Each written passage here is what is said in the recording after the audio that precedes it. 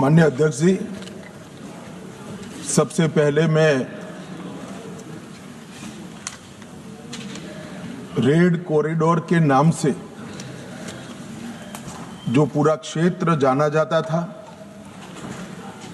12 राज्य, 70% भूभाग और 20 करोड़ की आबादी एक क्षेत्र में रहते सभी आदिवासी भाइयों बहनों की ओर से आपका धन्यवाद करना चाहता हूं कि आपने इस चर्चा का आज यहां पर हमें परमिशन दिया है। माननीय अध्यक्ष जी, वो सालों से चाहते थे कि इनका दर्द, इनकी वेदना, इनकी परेशानी, नक्सलियों द्वारा किया गया उनको अन्याय और उनके भविष्य को अंधेरे में घेरने वाली ये पूरी व्यवस्था एक बार देश की सबसे बड़ी पंचायत हमारी संसद में उजागर हो और पूरी दुनिया उसको जाने। मगर लंबे समय तक इसको मौका नहीं दिया गया और मुझे इस बात का भी बहुत खुशी है कि देश और हम सब के लिए बहुत महत्वपूर्ण एक घटनाक्रम जो 1970 से लेकर 2026 तक चला, उस घटनाक्रम के बारे में आज संसद में चर्चा हो रही है। मान्यवर, ये थियोरी का जो प्रचार कर रहे थे वो एक गलत प्रकार का नैरेटिव, एक गलत प्रकार का स्वप्न भोले भाले आदिवासियों के सामने रखा था कि हम आपके अधिकार के लिए लड़ रहे हैं, हम आपको न्याय दिलाने के लिए लड़ रहे हैं, हम आप विकास से महरूम रह गए हो इसलिए लड़ रहे हैं। मान्यवर, आज बस्तर से नक्सलवाद लगभग समाप्त हो चुका है। बस्तर के अंदर हर गांव में एक स्कूल बनाने की मुहिम चली। बस्तर के अंदर हर गांव में राशन की दुकान खोलने की मुहिम चली। हर तहसील पंचायत में पीएचसी, सीएचसी बने, इनके आधार कार्ड बने, राशन कार्ड बने, 5 किलो अनाज मिल रहा है, गैस के चूल्हे वितरित होते जा रहे हैं।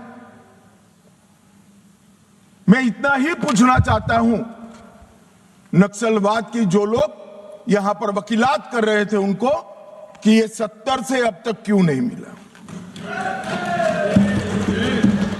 पूरे देश को तो 2014 में नरेंद्र मोदी जी की सरकार आने के बाद देश के हर गरीब को घर मिला, गैस मिला, शुद्ध पीने का पानी मिला, 5 लाख तक का बीमा मिला, प्रति व्यक्ति प्रति माह 5 किलो अनाज मुफ्त मिला। ये बस्तर वाले क्यों छूट गए थे?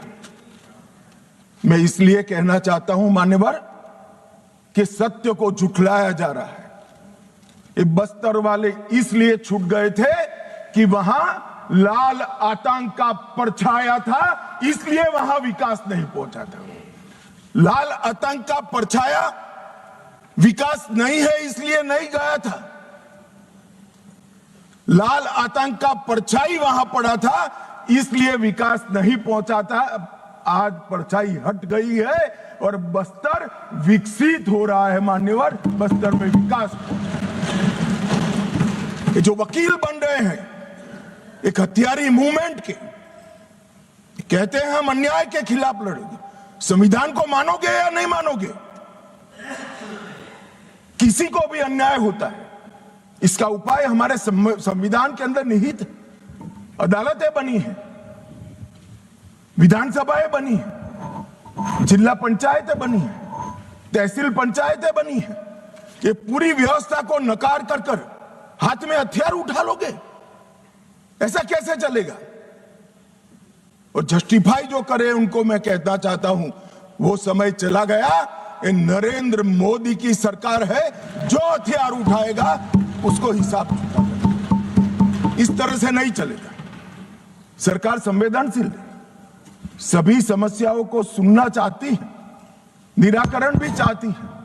यही संसद ने ढेर सारी योजनाएं बनाई हैं, मगर इसका इंप्लीमेंटेशन भी आप नहीं करने दोगे, क्योंकि आपकी आइडियोलॉजी और आपका अवैध शासन वहां पर चलता रहे। मैं आज पूछना चाहता हूं, अभी कांग्रेस के लोग बहुत जोर जोर से आदिवासी का विकास नहीं हुआ, विकास नहीं हुआ, विकास नहीं हुआ कहते थे, और राजकुमार रोज जैसे आदिवासी युवा सांसद भी वोट की लालच में कांग्रेस का समर्थन कर रहे थे, कांग्रेस की थ्योरी का समर्थन कर रहे। मैं उनको पूछना चाहता हूं, भाई 75 साल में 60 साल तो शासन आपने किया, आदिवासी अभी तक विकास के बगैर क्यों बच गया? विकास तो अब आकर नरेंद्र मोदी जी कर रहे हैं। 60 साल तक उसको घर नहीं दिया, उसको पानी नहीं दिया, इसके लिए स्कूल नहीं बनी, मोबाइल टावर नहीं पहुंचने दिए, बैंक की फैसिलिटी नहीं पहुंचने दी, और अब आप हिसाब मांग रहे हो।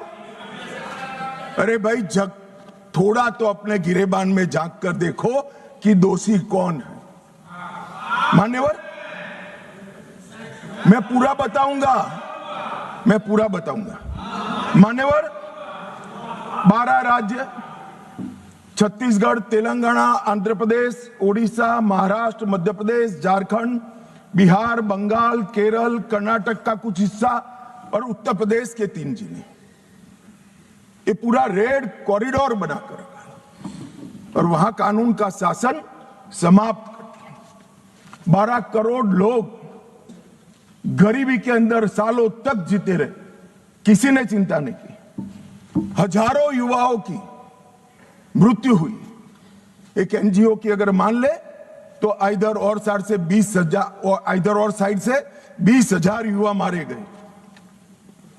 कई पूरा जीवन दिव्यांग बन गए, अपाहिज बन गए, नर्क का जीवन जी रहे हैं और उनके तक विकास भी नहीं पहुंचा।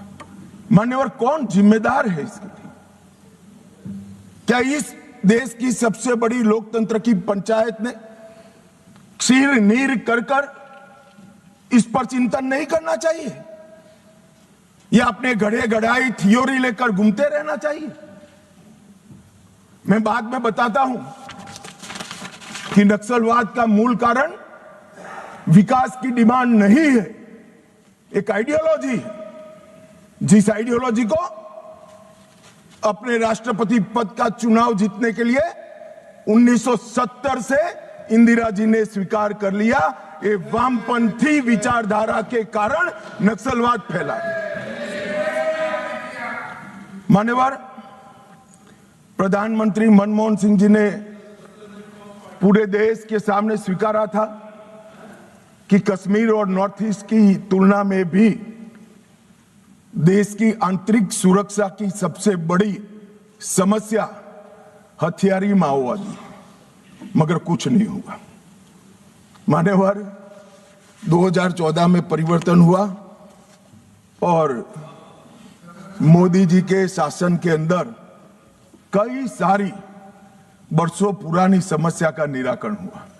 धारा 370 हट गई, 35A हट गई, राम जन्मभूमि पर भव्य मंदिर बन चुका है, जीएसटी इस देश में आज वास्तविकता बनकर रहा है, सीएए का कानून आ गया है, विधायी मंडलों में मातृशक्ति को 33% आरक्षण दिया गया है।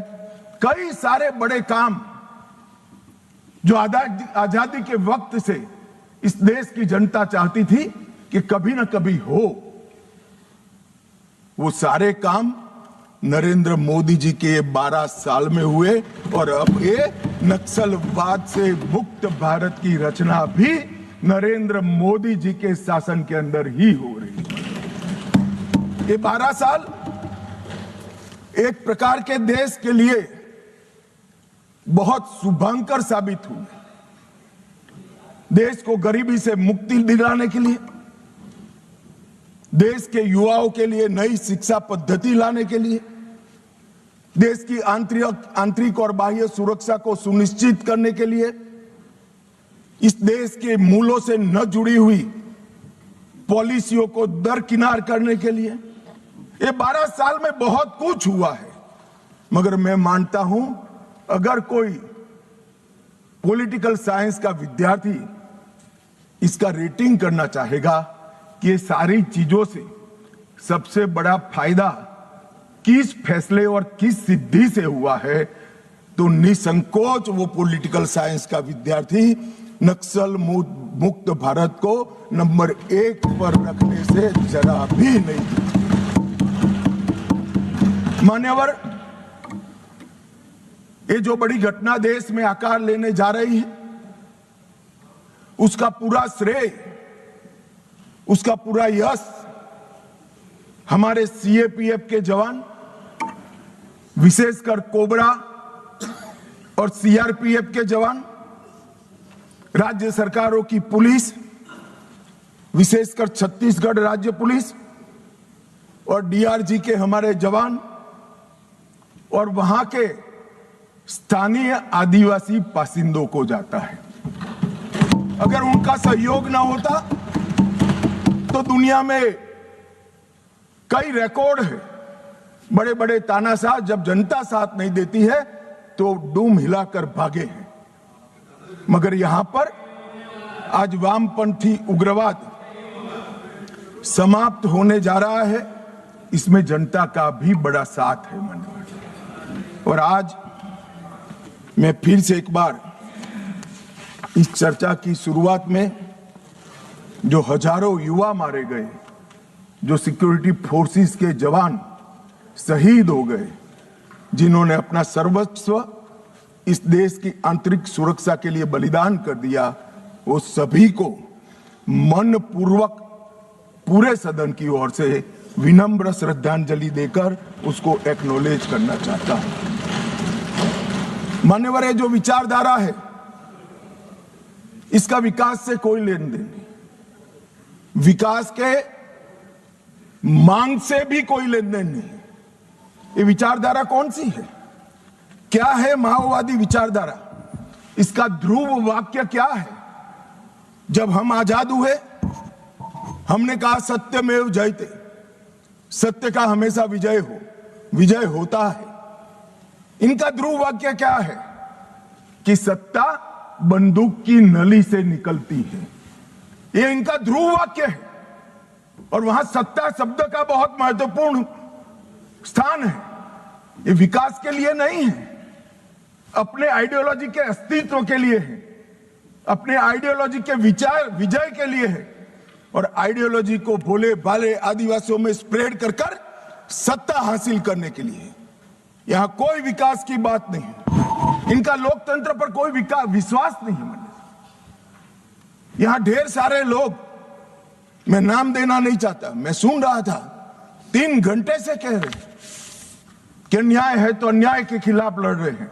भाई, लड़ने का तरीका क्या है? हम अंग्रेजों के शासन में नहीं रह रहे हैं। कुछ लोगों ने भगत सिंह जी और बिरसा मुंडा से कंपैरिजन कर दिया। क्या हिमाकत कर रहे हैं? शहीद भगत सिंह और बिरसा मुंडा, भगवान बिरसा मुंडा जो अंग्रेजों के सामने लड़े, वो संविधान तोड़कर हाथ में हथियार लेकर निर्दोषों की हत्या करने वालों लोगों के साथ आप इसका कंपैरिजन कर रहे हैं? मान्यवर, राजनीतिक स्वार्थ से ऐसे विषयों में ऊपर उठ जाना चाहिए। यही विचारधारा कहती है दीर्घकालीन युद्ध ही हमारी विचारधारा को फैला सकता है। उनको अपनों का भी खून बहाने से कोई परहेज नहीं। और उनके आदर्श देखिए साहब, 10,000 साल के हमारे उपलब्ध इतिहास में कितने आइडियल आदर्श पुरुष, स्त्री, युवा हुए, एक बहुत बड़ा लिस्ट बन सकता है। इन्होंने तिलका मांझी को अपना आइडियल नहीं समझा, भगवान बिरसा मुंडा, भगत सिंह जी या सुभाष बाबू को अपना आइडियल नहीं समझा। इन्होंने आदर्श किसको कहा? माओ को कहा, चीन का ये आदर्श तय करने में भी फॉरेन से इंपोर्ट करते हैं। मान्यवर, बस्तर का सिलेक्शन क्यों हुआ? एक कार्यक्रम था भारत मंडपम में, बस्तर क्षेत्र से जो अच्छी शिक्षा दीक्षा प्राप्त करे थे ऐसे युवाओं के साथ मेरा इंटरेक्शन था। तो मेरे नाश्ते के टेबल पर एक बच्ची बैठी थी। उसने कहा कि साहब, आप बता सकते हैं कि माओवादियों ने, नक्सलाइटों ने हमारे बस्तर को ही क्यों चुना? मान्यवर, इस विषय को मैं जरा डिटेल बताना चाहता हूं। हम सब जानते हैं कि सन 47 में जब हम आजाद हुए, संसाधन बहुत कम थे। एक लंबी गुलामी के कालखंड को समाप्त कर कर हम आजाद हुए थे। देश के अंदर विकास का नामो निशान नहीं था। दशकों तक, लगभग 2 सदी तक इस देश को गुलामी में लूटा गया। जब नया राज्य बना तो राज्य की पहुंच कुछ क्षेत्रों में सीमित रह गई थी ही नहीं, बढ़ानी थी। ये तो समय जाते जाते बढ़ेगी। और मान्यवर, क्योंकि संसाधन कम थे, रेवेन्यू कम थी, तो विकास भी परकोलेट होते होते हर क्षेत्र में एक साथ नहीं पहुंचता है। अगर रोड बनाना है तो पूरे देश के एक साथ नहीं होते। अगर बिजली पहुंचानी है तो पूरे देश में एक साथ नहीं पहुंच सकती। तो दूर दराज के क्षेत्रों तक स्टेट की पहुंच की कैपेसिटी सीमित, वहां पर विकास नहीं पहुंचा था। राज्य का इकबाल, स्टेट का इकबाल वहां बुलंद नहीं हुआ था। अब ये कह रहे कि अत्याचार के खिलाफ, भाई अगर स्टेट पहुंचा ही नहीं था, सुनियोजित भेदभाव का वातावरण ही नहीं था, तो वहां अत्याचार कैसे हो गए? मान्यवर, एक कहानी गढ़ी जा रही है। सच्चाई ये है कि इन्होंने पूरे रेड कॉरिडोर को इसलिए चुना था क्योंकि वहां स्टेट की पहुंच कम थी। इसलिए भोले भाले आदिवासियों को बरगलाकर इनके हाथ में हथियारें पकड़ाई। मैं कुछ दृश्य बाद में आपको बताऊंगा। मुझे एक बात समझ में नहीं आई। 15 अगस्त 1947 के पहले इस देश का ट्राइबल बिरसा मुंडा, तिलका मांझी, रानी दुर्गावती मुर्मू बंधुओं को हीरो मानकर चलता था। वो आदिवासी 47 से 70 आते आते माओ को अपना हीरो मानने लगा। ये परिवर्तन क्यों हुआ? मान्यवर, ये परिवर्तन विकास और अन्याय के कारण नहीं हुआ, क्योंकि कठिन भूगोल के कारण और स्टेट की अनुपस्थिति के कारण अपनी विचारधारा को फैलाने के लिए वामपंथियों ने क्षेत्र को चुना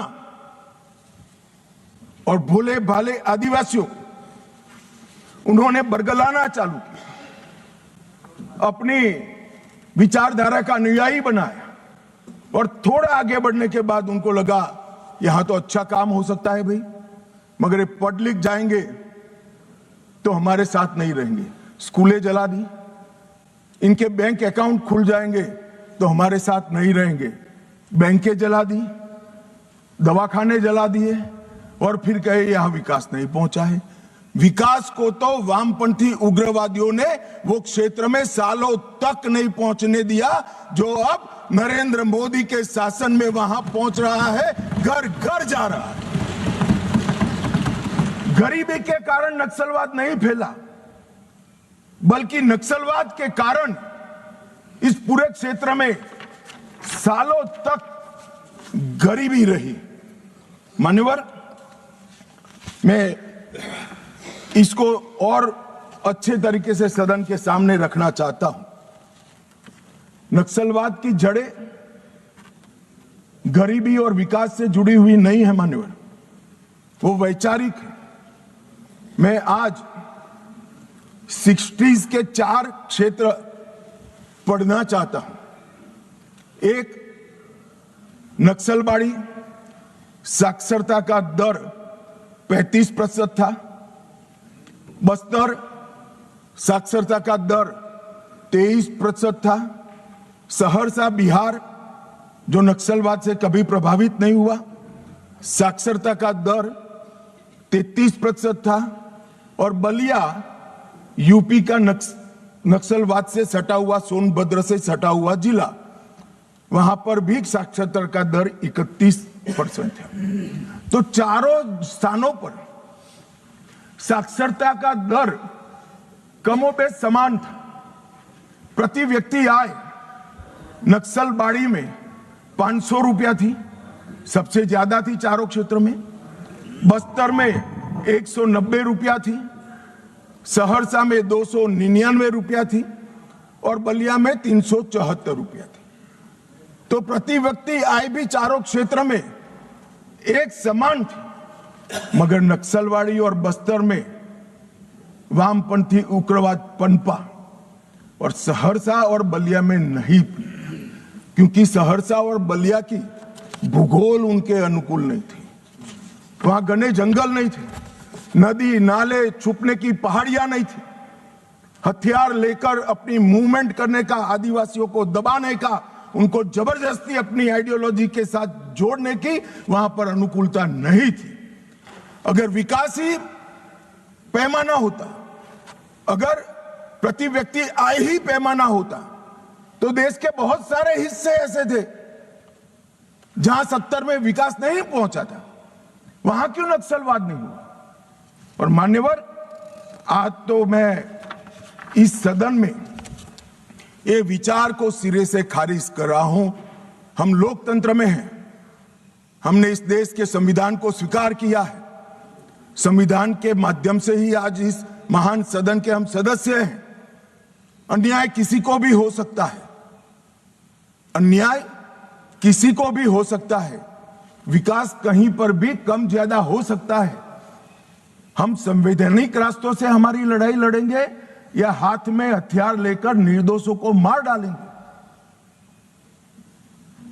किस थ्योरी का यहां से समर्थन हो रहा था, मैं नहीं समझ रहा।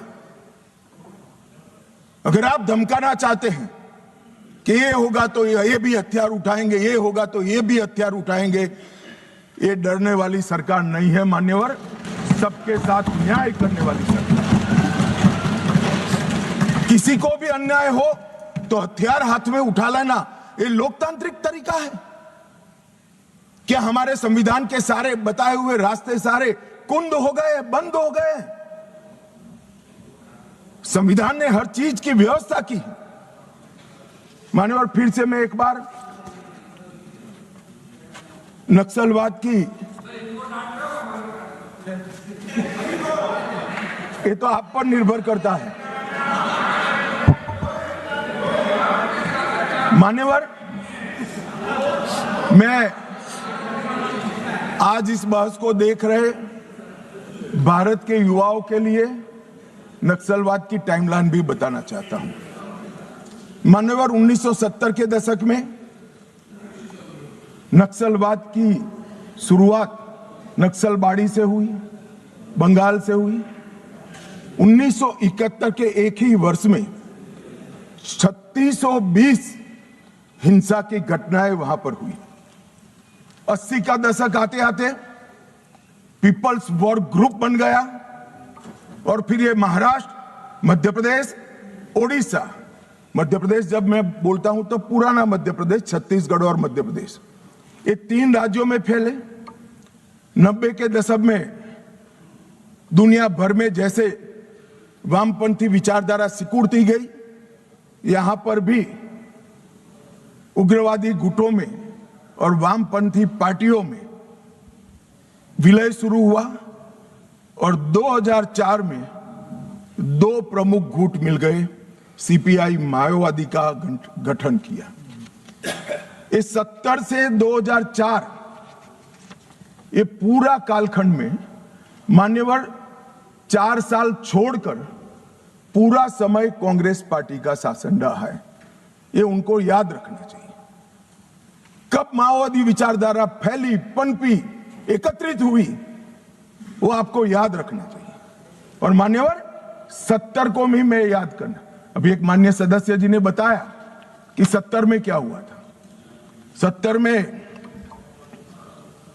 एक नारा लगा था, आत्मा की आवाज पर मतदान का, अंतरात्मा की आवाज पर इंदिरा जी ने लगाया और संजीव रेड्डी के खिलाफ अपना एक प्रत्याशी उतारा। उस वक्त आधार तराश रहे माओवादी पार्टियों ने इंदिरा जी को समर्थन किया और अपने पार्टी में अपना वर्चस्व प्रस्थापित करने के लिए श्रीमती गांधी ने लपक लिया वो समर्थन को, और 70 से लेकर जब तक 77 तक 80 तक इंदिरा जी वापिस नहीं आई, वो माओवादी विचारधारा की गिरफ्त में रही। और मान्यवर यही समय है जब नक्सलबाड़ी से शुरू हुआ ये आंदोलन 12 राज्यों में फैल गया, देश के 17% भूभाग में फैल गए और 10% से ज्यादा आबादी में पहुंच गए। मान्यवर कई सिक्योरिटी एक्सपर्ट ऐसा कहते थे कि सत्ता के समर्थन के बगैर किसी भी हथियारी मूवमेंट का देश के दिल में बीचों बीच तिरुपति से लेकर पशुपतिनाथ तक ये रेड कॉरिडोर संभव ही नहीं।